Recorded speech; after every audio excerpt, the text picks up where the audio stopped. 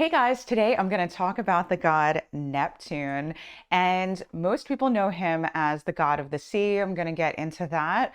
This video is really good for you if you are also interested in astrology, want to know what Neptune means in a chart. I'm going to tie in the stories to what Neptune means. I'm going to put a glyph up here that's a symbol for the god Neptune. So when you see that symbol, I want you to remember these stories, these myths, and how it ties into the meaning of Neptune. Now, Neptune looked a lot like Jupiter. He was his doppelganger. Interestingly enough, in modern astrology, he took over the rulership of Pisces. In traditional astrology, Jupiter actually stays as the ruler.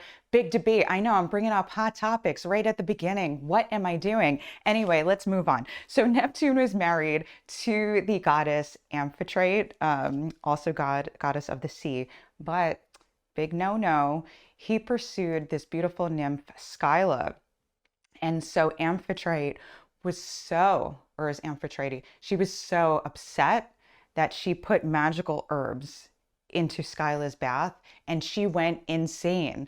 In another myth, she was poisoned. So a lot of times Neptune is associated with ingesting things and things that are poisonous out of desire or desperation. One reason is that there's actually a festival for Neptune in ancient Greece in the middle of the summer. He was associated with the drought. So people would just try to find like they would drink wine, they would find water, they would kick back and relax and try to find whatever water sources they could find.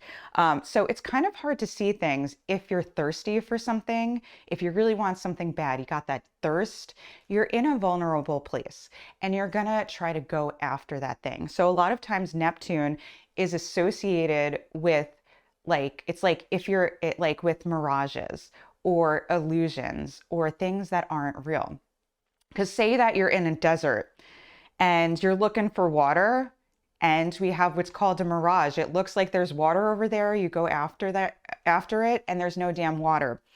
So also vulnerability, getting into bad situations, believing in what people say that are lying to you because you're in a vulnerable or desperate place.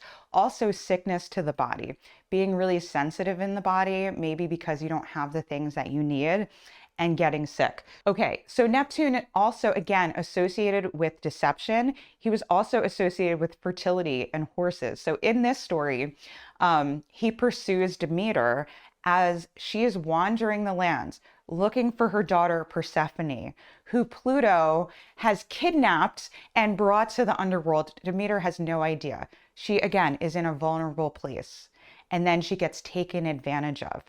So Neptune, he actually took advantage of Demeter when she was in a vulnerable place searching for her daughter.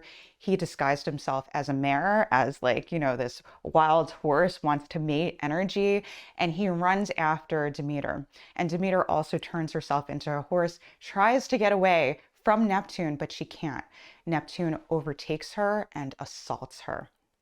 So a lot of times, again, Neptune can take advantage of people and be really nasty and violent to people in a vulnerable place. So it's where we're vulnerable and, we get taken over by an illusion or by our own desire and lust after something as well. It can also cause us to do things to people in a vulnerable place too. It can distort reality. All right, so in this last story of Neptune, this one I mentioned in the Mercury video, I believe I did. But anyway, so affairs. So Venus was having an affair with Mars.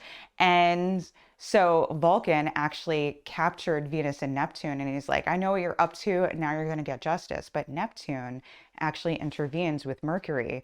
And they were laughing about it together. Neptune was laughing about the whole affair with Mercury. They were staring at Venus and Mars in the bed. Everybody jumped in on them and they were like, surprise, hidden camera. Didn't think you'd know, but we know. So Neptune talks to Vulcan, who's Venus's husband, who's mad because she's having an affair with Mars. He's like, can't we overlook this? People do things that they're not supposed to do, but is it a really big deal? This is like human nature. So Neptune can distort the truth. He's like the god of gaslighting and deception and looking at things in a different way, but in one way that's not necessarily moral, not necessarily true or virtuous. So we have to be careful. Although it can be nice, Neptune can bring us into fantasies. It can Neptune can be related to things like movies or the theater or films or dreams. So sometimes that illusion can really be helpful to us. And even in the case of Vulcan, this was something that was super traumatic to him. He's seeing his wife in an affair, but Neptune is coming along and smoothing things over. So a lot of times Neptune can be super helpful to people or to you if you're in a difficult situation and can't deal with it. Neptune can take you away and help you escape from the awful reality of what's happening. All right, that's all I have for the god Neptune and his stories. Hope you guys enjoyed this video. My next video is going to be on the god Pluto.